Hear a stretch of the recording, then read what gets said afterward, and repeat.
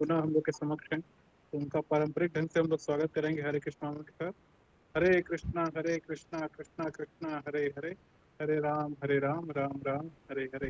इसलिए रामायण जी की जय, जगत गुरु शिला प्रभुपाद की जय। सभी डिवोटी से रिक्वेस्ट है कि अपना वीडियो ऑन करें, और जो भी प्रश्न है वो कक्षा के बाद पूछ सकते हैं नोट्स बना के। हरे, ओवर टू यू प्रभु जी। हरे हरे कृष्ण। सर्वप्रथम आप सबको हार्दिक शुभकामना और धन्यवाद। आपकी प्रयास से, आपकी सहयोग से रेणुकूट में बड़ा उत्सव हो पाया। तो जन्म सार्थक के साथ साथ परोपकार करना महाप्रभु के निर्देशन है। तो हम अपनी क्षमता के अनुसार प्रयास करते हैं कि महाप्रभु के मिशन को आगे ले जाएं। और आप सब बड़ी प्रयास किए, इतने गर्मी के बावजूद भी इतने लोगों को जुड़े, इतने लोगों को कार्यक्रम में ला पाए।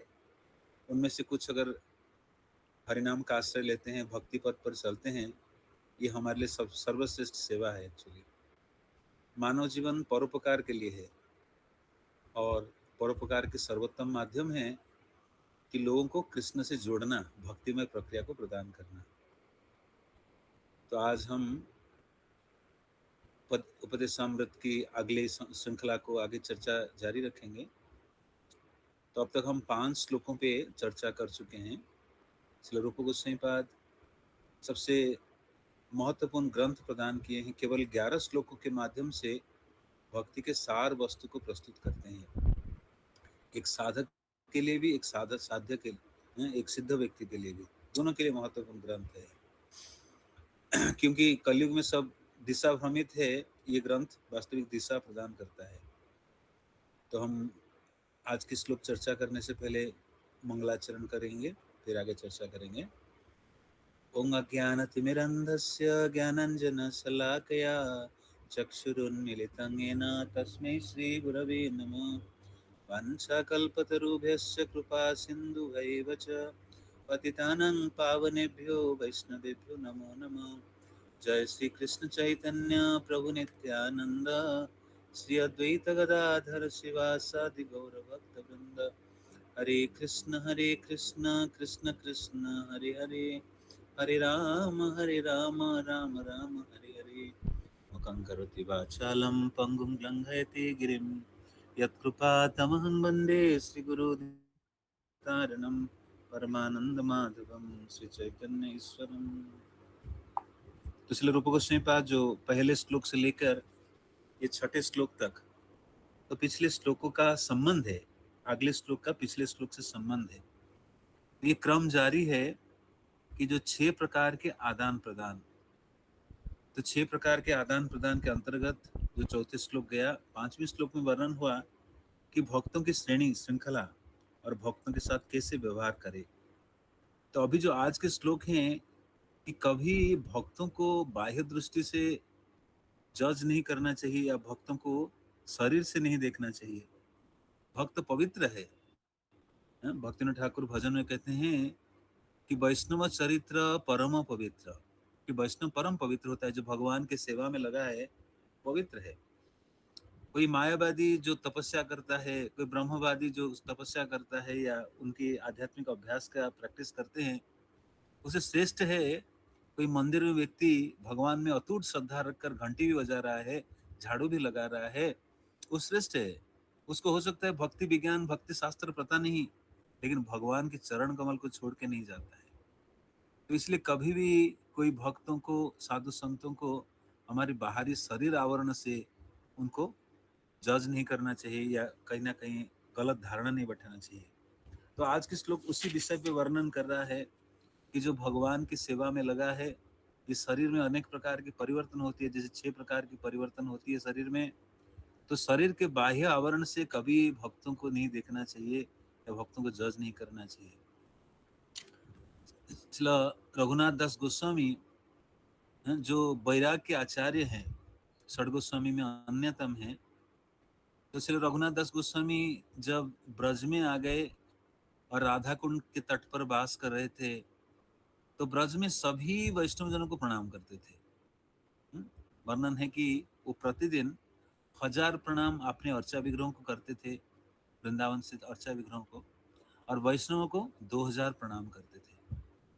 तो हम तो इतना नहीं कर पाएंगे, एटलीस्ट ये भावना रखे कि वैष्णव को आदर दे, सम्मान करे, ये बहुत महत्वपूर्ण है। तो आज के श्लोक वर्णन कर रहा है, दृष्ट स्वभाव जनितैर्वपुश्च दोषै न प्राकृतम इह भक्त जनस्य पश्येत् गंगां भसां न खलु बुद्बुदपेन पंकै ब्रह्म द्रवत्व अपगच्छति नीरधर्मै दृष्टै स्वभाव जनिते वपुश्च दोषै न प्राकृतम इह भक्त जनस्य पश्येत् गंगां भसां न खलु बुद्बुदपेन पंकै ब्रह्मद्रवत्वमपगच्छति नीरधर्मै दृष्टि स्वभावजनिते वपुश्च दोषे न प्राकृतमिह भक्तजनस्य पश्येत् गंगां वसां न खलु बुद्बुदफेन पंके ब्रह्मद्रवत्वमपगच्छति नीरधर्मै। शब्दानुवाद, दृष्टि सामान्य दृष्टि से देखा गया, स्वभावजनिते किसी के निजी स्वभाव से उत्पन्न, वपुश्च शरीर का, च तथा दोषों से, न नहीं, प्राकृतम भौतिक होने की अवस्था, भौतिकता, यह इस संसार में, भक्त जनस्य शुद्ध भक्त की, पश्चेत उसे देखना चाहिए, गंगाम भसाम गंगा जल का, न नहीं, खलु निश्चय ही, बुदबुद फेन पंके बुलबुलों, झाग तथा कीचड़ से, ब्रह्म द्रवत्वम दिव्य प्रकृति, अपगच्छति नष्ट होती है, नीर धर्मई जल के गुण धर्मों से। अनुवाद, अपनी मूल कृष्ण भावना भावित स्थिति में रहते हुए शुद्ध भक्त अपने आप को शरीर नहीं मानता है। तो आध्यात्मिक जीवन के जो पहला पड़ाव है, आध्यात्मिक ज्ञान के जो पहले सोपान है, वो है मैं शरीर नहीं, मैं आत्मा हूँ। और जगत को भी इस आत्म साक्षात्कार विज्ञान के अनुसार कि हर एक को आत्मा जैसे देखना। इसलिए वैदिक श्लोक है जो चाणक्य पंडित उद्धृत करते हैं, मातृवत परदारेषु परद्रव्येषु लष्ट्रवत आत्मवत सर्वभूतेषु जपस्यति स पंडितः। कि वास्तविक पंडित कौन है?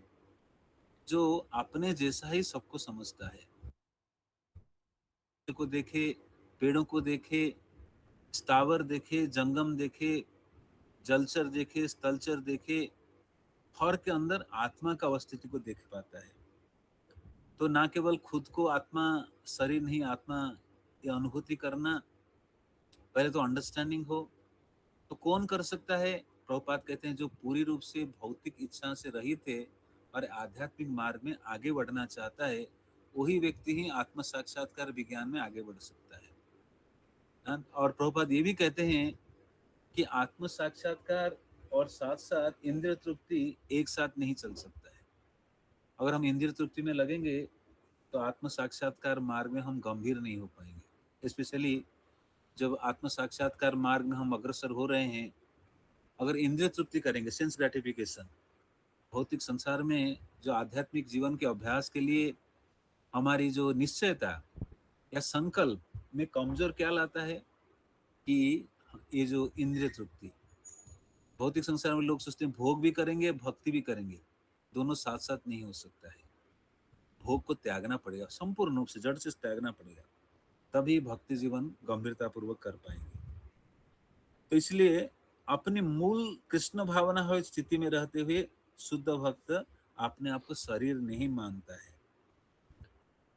तो आज हम जब भक्त लोग आ रहे थे, मैं कुरुक्षेत्र से आ रहा हूँ, तो भक्त लोग चर्चा कर रहे थे। कुछ भक्त विनम्रता पूर्वक बोल रहे थे कि प्रभु हम तो ये पहला सोपान ही अतिक्रमण नहीं किए हैं, मैं शरीर नहीं आत्मा हूँ। तो ये अभ्यास करते करते ये साक्षात्कार धीरे धीरे गाढ़ा होता है कि शरीर धरातल से ऊपर आना। तो धीरे धीरे ये शरीर धरातल से जीवात्मा ऊपर आता है। जैसे श्रील प्रभुपाद वर्णन करते हैं कि कौन भक्ति में अग्रसर होता है, भक्ति में अग्रसर वही होता है जो वास्तविक देहात्म बुद्धि से ऊपर उठ रहा है। इसलिए प्रभुपाद कोट करते हैं भगवद गीता के 18वें अध्याय के 54 नंबर श्लोक, ब्रह्मभूत प्रसन्नात्मा न सचति न कांक्षति सम सर्वेषु भूतेषु मद्भक्ति लभते पराम। तो कौन भक्ति में स्थित हो सकता है, शुद्ध भक्ति को लाभ करता है, इस श्लोक में वर्णन करते हैं। क्या बोलते हैं? न ब्रह्मभूत, कौन व्यक्ति जो ब्रह्म स्थिति को प्राप्त किया है या ब्रह्म साक्षात्कार कर चुका है, क्या लक्षण है उसका? उसका 4 लक्षण बनाई गई। क्या 4 लक्षण है? ना ब्रह्मभूत प्रसन्नात्मा, वो व्यक्ति सुख आए दुख आए हर स्थिति में प्रसन्न रहता है। तो भक्ति करके जो जीवात्मा प्रसन्न सदा रहता है, वो वास्तविक ब्रह्म अनुभूति को और बढ़ रहा है। क्योंकि ब्रह्म के लक्षण है आनंद, सदा सुखी रहना या आनंदित रहना, ये पहला लक्षण है। तो ब्रह्मभूत प्रसन्नात्मा। दूसरा लक्षण, न सोचती न कांक्षति, कि कुछ खो जाने पर व्यक्ति दुखित नहीं होता है या कुछ लाभ करने पर उछल कूद नहीं करता है। न सोचती न कांक्षति, संसार में हर कोई सोचता रहता है, मेरा इतना है, कल उतना होना चाहिए, मेरा इतना था, इतना खो गया। तो सोचती कांक्षति रहेगा, ये भावना रहता है, तो व्यक्ति वास्तविक आत्म साक्षात्कार नहीं किया हुआ है। आत्म साक्षात्कार के कुछ लक्षण बता रही है। क्यों बताया जा रहा है? कि हम लोग चेक करें कि मैं कितना आत्म साक्षात्कार बना हूँ। अगर मेरा ये सब हुआ नहीं तो मुझे कार्य करना पड़ेगा उस स्थिति को लाभ करने के लिए, और वो गुरु वैष्णव की अपार कृपा से इस स्थिति को हम लाभ करते हैं। तो अगर हम अपने आप को कहते हैं कि मैं आत्म साक्षात्कार मार्ग में चल रहा हूँ, तो प्रभुपाद बार बार अपनी शब्दों के माध्यम से, उपदेशों के माध्यम से, अपनी ग्रंथों के माध्यम से हमें इंगित करेंगे कि आप कितने ब्रह्म साक्षात्कार हो रहे हो, आत्म साक्षात्कार हो रहे हो, मतलब शरीर नहीं आत्मा अपने आप को मान रहे हो। कैसे परीक्षण करो? ये श्लोक लक्षण बताती है। पहला लक्षण, जो सदा प्रसन्न रहता है। दूसरा लक्षण, जो कुछ खोने पर दुखी नहीं होता है, कुछ लाभ करने पर उछल कूद नहीं करता है, समभाव में रहता है सदा। सम सर्वेषु भूतेषु, कि सभी जीवों को समान भाव से देखता है। तीसरा लक्षण, ये जो 3 लक्षण, ब्रह्मभूत प्रसन्नात्मा, न सुचति न कांक्षति, सम सर्वेषु भूत, तो ये व्यक्ति क्या प्राप्त करता है? मदभक्ति लभते पराम, मेरी भक्ति को प्राप्त करता है। तो ये श्लोक वर्णन हो रहा है किसके बारे में? जो ब्रह्म साक्षात्कार को वास्तविक प्राप्त किया है। तो जो ब्रह्म है वो भी ब्रह्म साक्षात्कार करते हैं। वो क्या करते हैं? ना लाइट या बिंदु को ध्यान लगाते हैं, तेज की ओर देखते हैं कि आलोक की ओर ध्यान लगाओ। तो उनके लिए ब्रह्म साक्षात्कार क्या है? लाइट लाइट लाइट लाइट देखते हैं। लेकिन भक्तों के लिए ब्रह्म साक्षात्कार के क्या लक्षण है? भक्त को लाइट को ध्यान नहीं लगाते हैं, कोई बिंदु को ध्यान नहीं लगाते हैं। भक्तों के लक्षण से पता चलता है कि भक्त आत्म साक्षात्कार हो चुका है। प्रभुपाद जब पुस्तक लिखते हैं, ये कहते हैं कि हमें आत्म साक्षात्कार व्यक्ति से कृष्ण कथा, कृष्ण उपदेश, ये वैदिक शास्त्र को श्रवण करना चाहिए। तो हम जिसको स्वीकार करते हैं जीवन में गुरु रूप में, उनका पहला लक्षण कि वो आत्म साक्षात्कार है, सेल्फ रियलाइज सोल है। और हमें भी इस राह में, आध्यात्मिक मार्ग में अग्रसर होने के साथ साथ हमें भी आत्म साक्षात्कार बनना होगा। और कैसे बनेंगे? यही श्लोक मानदंड है, मापदंड है चेक करने के लिए कि मैं ब्रह्म साक्षात्कार को प्राप्त कर रहा हूँ कि नहीं। अब कभी हम छोटे छोटे समस्याओं से उलझ जाते हैं, भक्ति छोड़ देते हैं, जाने के मैं शरीर धरातल से उठा ही नहीं, मैं अभी भी शरीर धरातल पर हूँ। कब आऊंगा ऐसी स्थिति में जो निरंतर प्रसन्न रहूंगा, कभी दूसरे को दोष नहीं लगाऊंगा, तो सदा प्रसन्न रहूंगा। ये लक्षण है एक्चुअली। और भगवान कहते इसी स्थिति में वो मेरी भक्ति को प्राप्त करता है।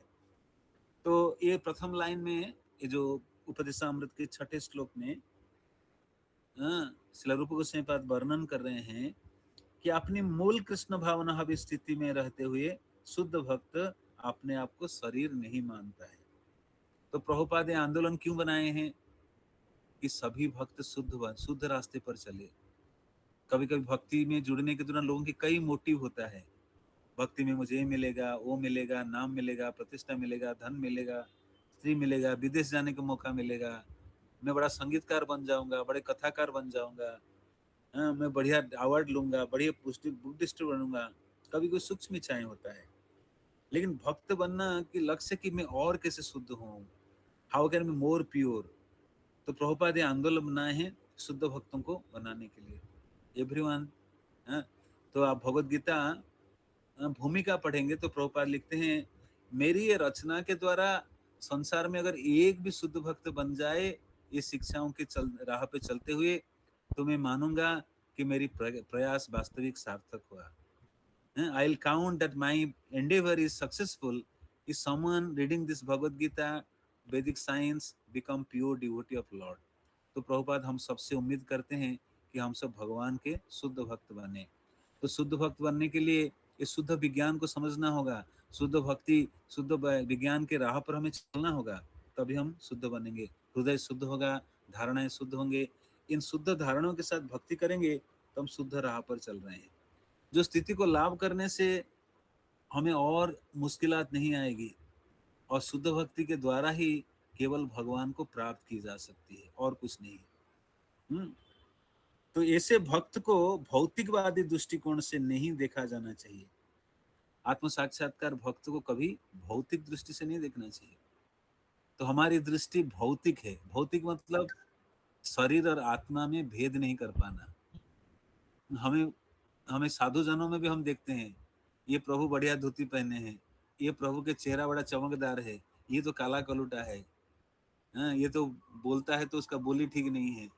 तो कभी कभी हम भक्तों को ये देहात्म बुद्धि के धारणाओं से जज करते हैं, यही अपराध कर बैठते हैं। तो इसलिए यहाँ पर लिख रहे हैं रूप गोस्वामी पाद, जो भक्ति में बढ़ना चाहते हैं आगे, उनको कभी भक्तों को बाह्य रूप से जज नहीं करना चाहिए।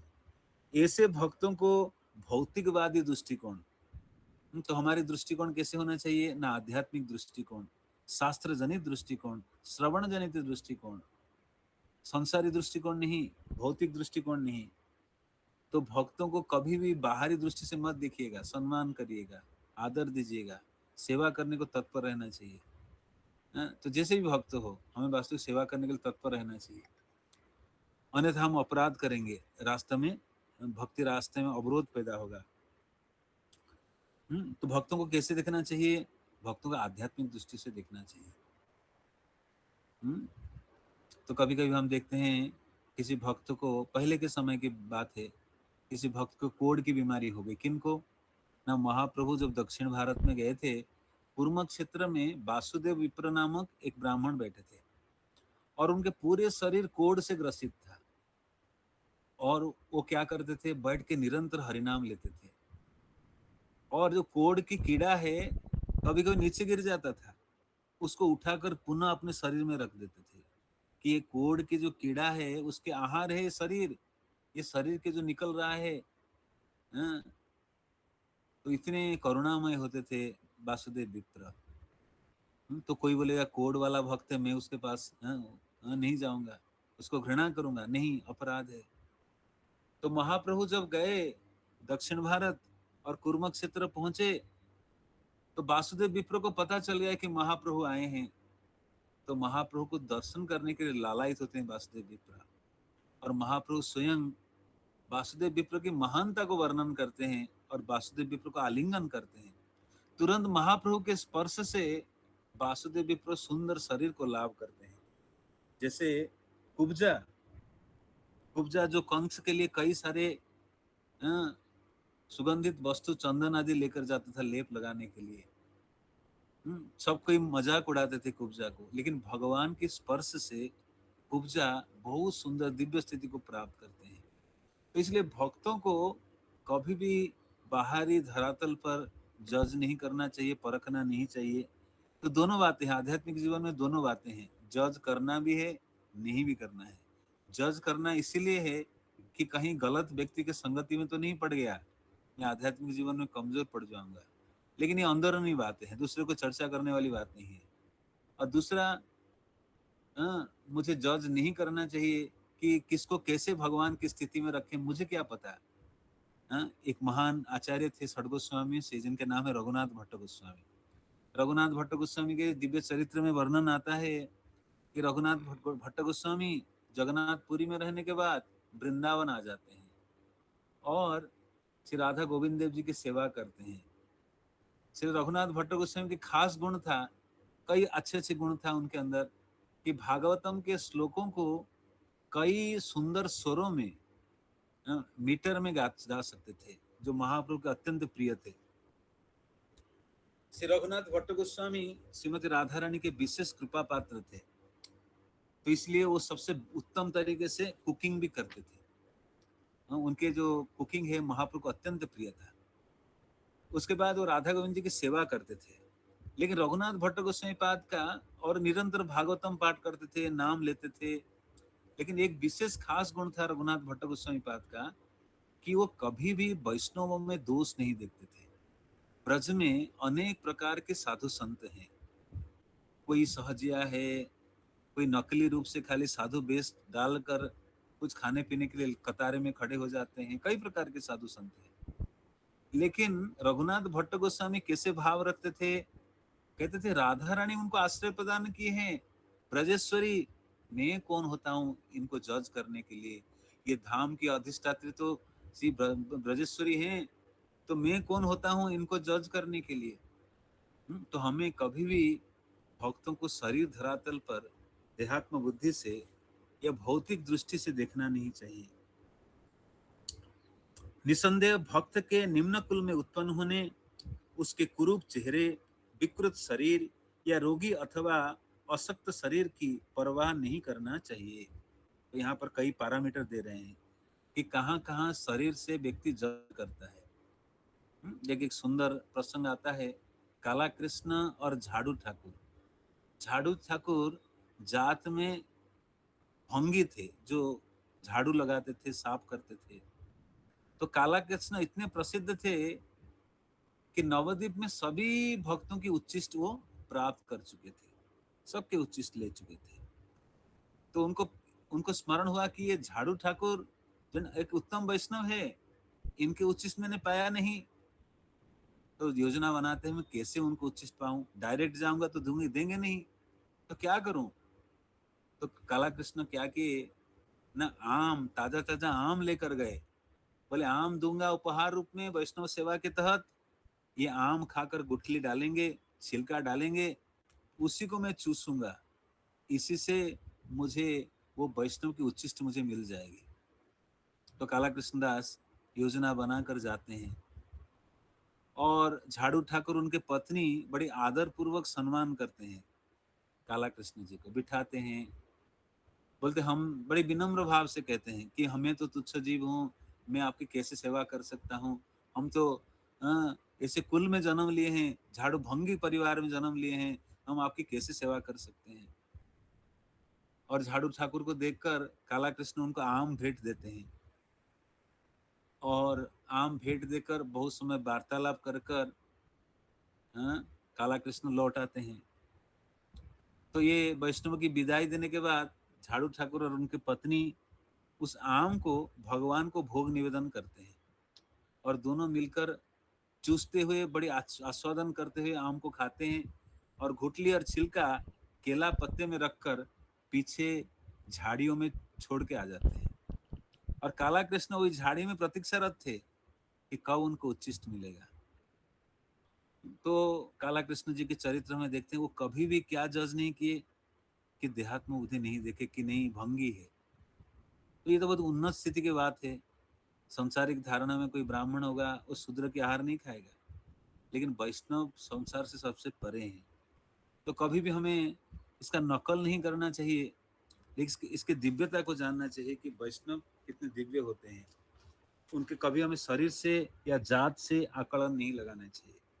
इसलिए एक सुंदर श्लोक आता है कि अर्चे शिलाधीर वैष्णवेर जाति बुद्धि गुरुसु नरमतीर।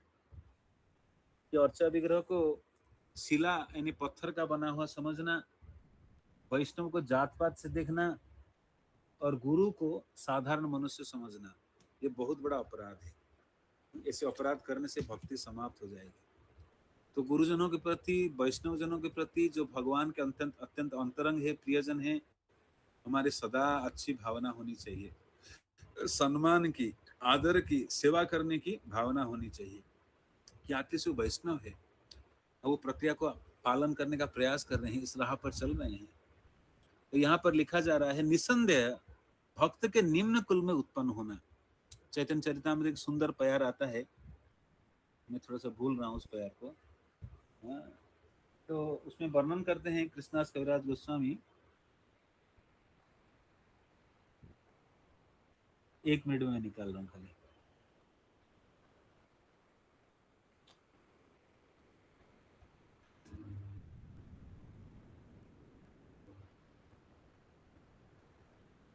हाँ,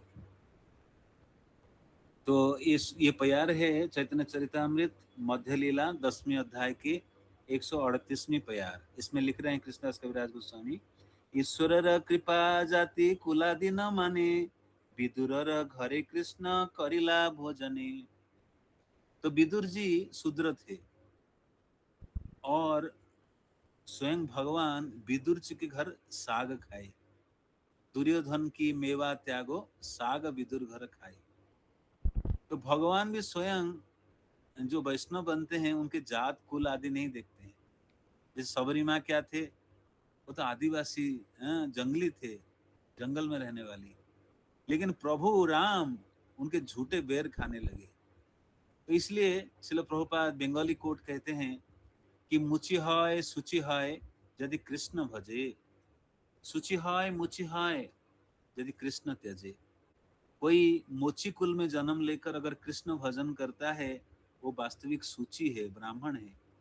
और कोई ब्राह्मण परिवार में जन्म लेकर अगर कृष्ण भजन नहीं करता है तो मोची के समान है। तो इसलिए हमें जो वैष्णव विधि को अपनाया है, जो भक्ति पथ में चल रहे हैं, उनका कोई कुल जाति आदि नहीं देखना चाहिए। वैष्णव होने पर और जात पात से परे हो जाते हैं। तो कभी भी भक्तों को निम्न कुल से उत्पन्न होने, उसके कुरूप चेहरा, भक्तों को हम कभी कुरूप चेहरा देखते हैं, बावना लग रहा है, सुंदर नहीं देखने में है, हम तो चुने चुने लोगों का संग करने के पीछे भागते हैं। चेहरे से चमकीला होना चाहिए, अच्छा धोती टिप टॉप पहनना चाहिए। तो चाहे हम संग करें ना करें, लेकिन सम्मान तो सबको करे। हमारे हृदय में जो गड़बड़ चलेगा, अज्ञानता निकलना चाहिए। ये सांसारिक जो परिभाषा है, ये गोरा व्यक्ति हमें पसंद है, ये काला व्यक्ति पसंद नहीं, ये अनपढ़ व्यक्ति है, तो भक्ति धरातल पर आकर ऐसे नहीं जज करना चाहिए। चाहे हम संग करें ना करें, लेकिन सम्मान भावना हम सदा बनाए रखें, अन्यथा अपराध हो जाएगा। जैसे श्रील रूप गोस्वामी पाद 13 कदम में मट के भजन कर रहे थे, एकाग्र चित्त से वो रचना लिख रहे थे, भक्ति रसामृत सिंधु आदि भगवान की लीला गायन करते थे, लीला स्फूर्ति होता था। अचानक लीला स्फूर्ति अदृश्य हो गया, रूप गोस्वामी चिंता करने लगे। रूप गोस्वामी देख रहे थे श्री राधा कृष्ण इसे दिव्य लीला कर रहे हैं, और ये देखकर उनको हंसी आ गई, मुस्कान लगाने लगा।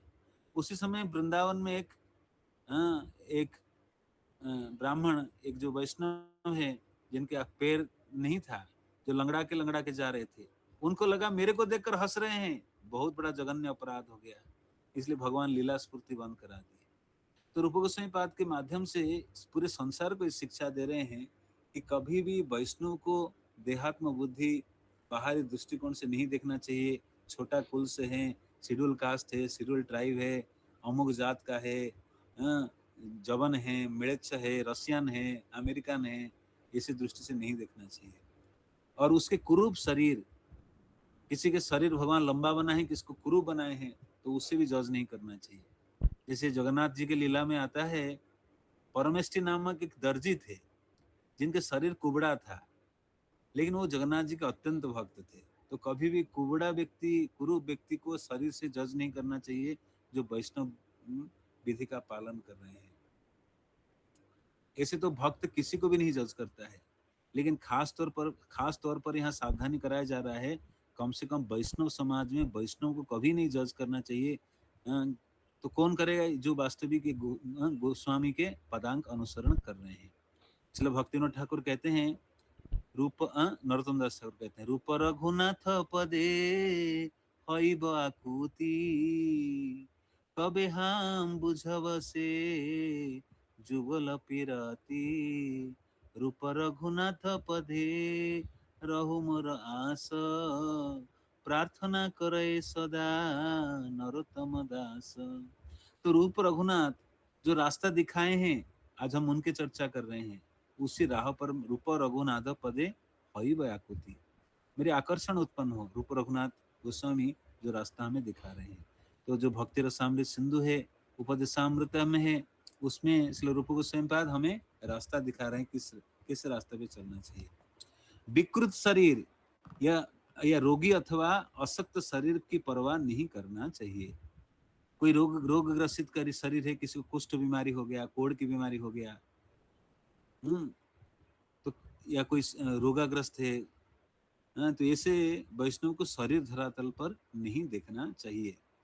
साधारण दृष्टि से ऐसे दोष शुद्ध भक्त के शरीर में प्रकट दिख सकते हैं, लेकिन इन सब दिखने वाले के दोषों के बावजूद शुद्ध भक्त का शरीर कभी दूषित नहीं हो सकता है।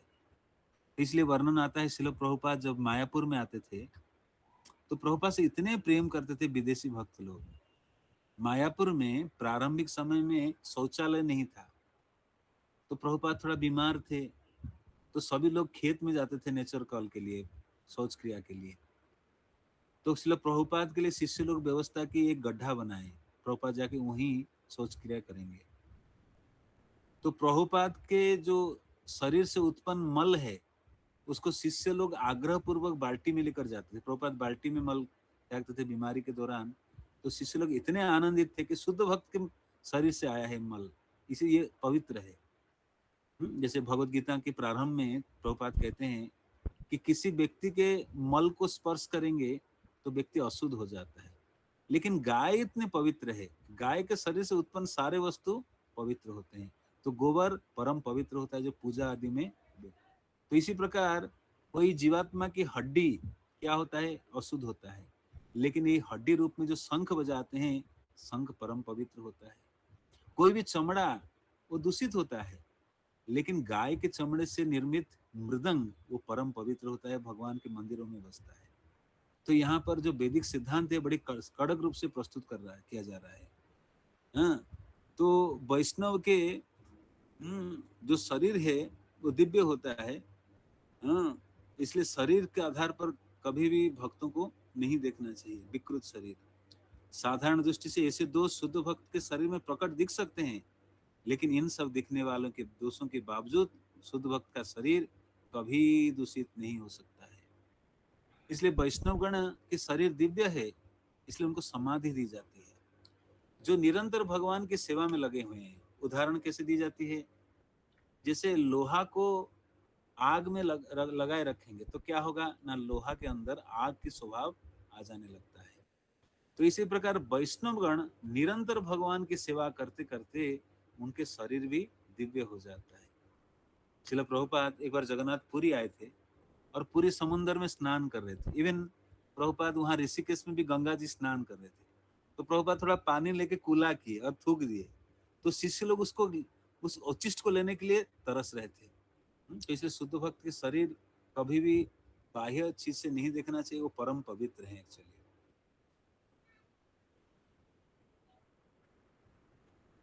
तो शुद्ध भक्त के शरीर कभी दूषित नहीं होता है। यह ठीक गंगा जल के समान है। उपमा कैसे दी जा रही है ना, गंगा जल, काशी में भी गंगा जल है, मायापुर में भी गंगा जी हैं, तो पटना में भी गंगा जी है, तो गंगा जी अलग अलग स्थान में प्रवाहित हो रहे हैं। तो गंगा जी के खास बात क्या है, जब बरसात के दिनों में गंगा जी के पानी में कई प्रकार की मिट्टी वाली पानी आ जाती है, कई सारे हरा हरा सब पड़ जाता है, लेकिन इसके बावजूद भी गंगा जी सदा पवित्र रहती है। जाह्नवी, गंगा जी सदा पवित्र रहती है। तो बरसात के जल आकर मिलता है, पहाड़ी से आकर मिलता है, तो इसके बावजूद भी गंगा जी सदा परम पवित्र रहते हैं। गंगाम भसाम खलु बुद्बुद फेन पंके, तो गंगा जी में जब ये बुद्बुद फेन आता है, झाग आता है, तो गंगा जी तब भी परम पवित्र रहते हैं। ठीक गंगा जल के समान है, जो कभी कभी वर्षा ऋतु में बुद्बुद फेन तथा कीचड़ से पूरित हो जाता है, किंतु कभी दूषित नहीं होता। अतः जो लोग आध्यात्मिक ज्ञान में उन्नत है, वे जल की अवस्था को विचार किए बिना गंगा में स्नान करेंगे। तो गंगा जी की उपमा देकर इस शुद्ध भक्त की स्थिति के बारे में वर्णन की जा रही है कि शुद्ध भक्त सदा परम पवित्र रहते हैं। संसारिक स्थिति में कितने भी कुछ हो, उनके शरीर सदा दिव्य रहता है, क्योंकि भगवान की सेवा में निरंतर लगे रहते हैं। तो इसलिए शुद्ध भक्तों को कभी भी बाहरी आवरणों से जज नहीं करना चाहिए, ये बहुत बड़ा अपराध है।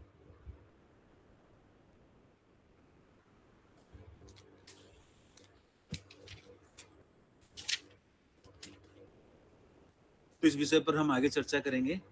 आज समय हो रहा है, तो हम अनुवाद और श्लोकों पे हम चर्चा किए। ये जो श्लोक है ये हमें दिशा प्रदान कर रहा है कि कभी भी भक्तों को शरीर धरातल पर जात पात से या निम्न कुल से उत्पन्न होना, कुरूप चेहरा, विकृत शरीर आदि से जज नहीं करना चाहिए। और इसके लिए उपमा किसकी दी गई? ना गंगा जी की उपमा दी गई है। ठीक है, ये हम विराम देंगे आज। किसी कुछ प्रश्न है, कुछ जिज्ञासा है, पूछ सकते हैं, अन्यथा मैं प्रश्न करूंगा। Yes, stop sharing the screen. या now can give option of unmute, like if anyone like to ask something can ask.